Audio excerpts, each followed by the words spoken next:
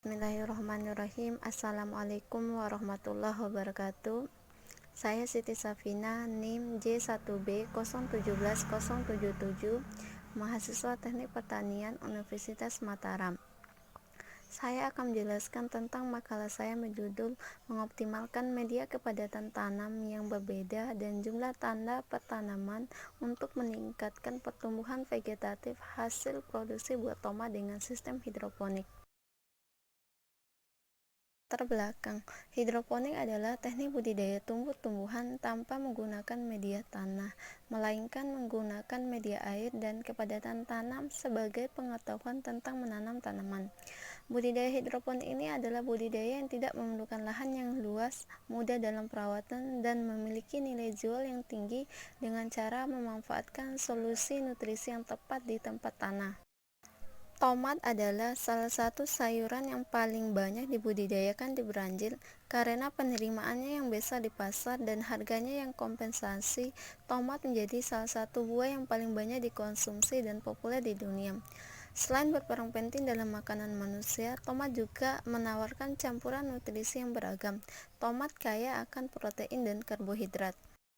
Adapun tujuannya yaitu yang pertama, mengetahui media tanaman yang cocok untuk produksi tomat dengan sistem hidroponik.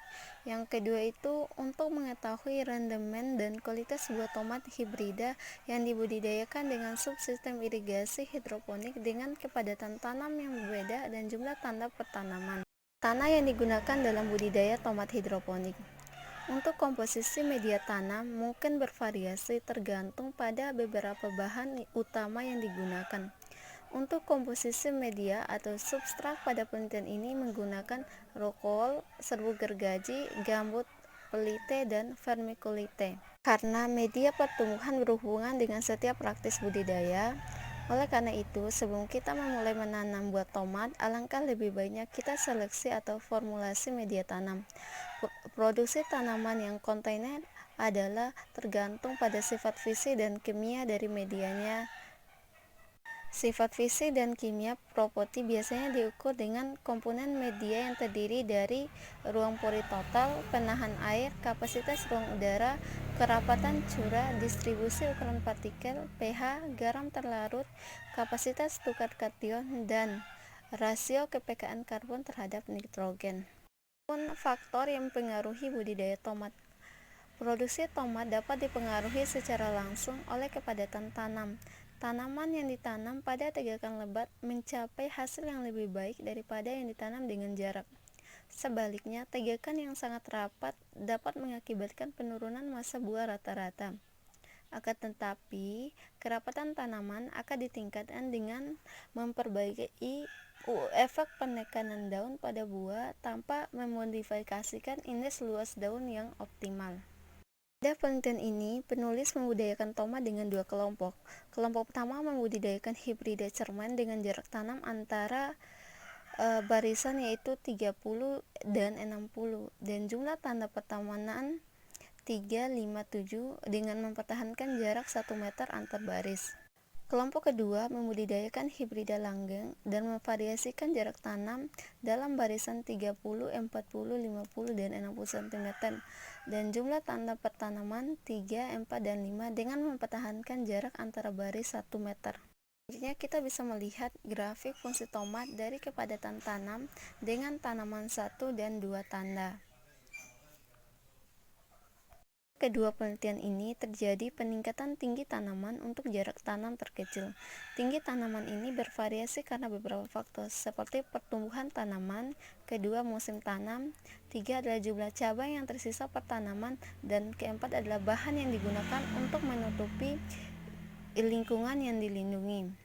Sedangkan mengenai kandungan makro dan mikronutrien dalam daun dan buah, perbedaan yang sangat signifikan diamati antara pelakuan untuk total N, B, dan J masing-masing.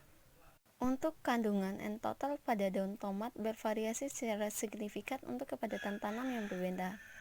Kandungan N total pada daun meningkat dengan meningkatnya kepadatan tanaman dari yang 5,5 tanaman meter min 2 menjadi 6,6 tanaman meter min 2.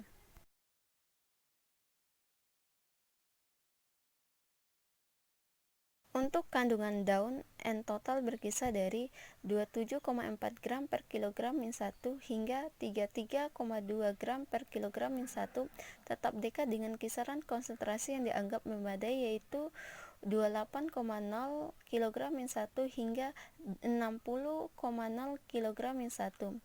Untuk kerapatan tanam tertinggi berada pada 11,1 tanaman min 2. Untuk kandungan total N pada daun di bawah minimum yang dianggap memadai 28 gram per kilogram min 1, ini diberikan oleh kemungkinan pasangan antar tanaman dan nitrogen.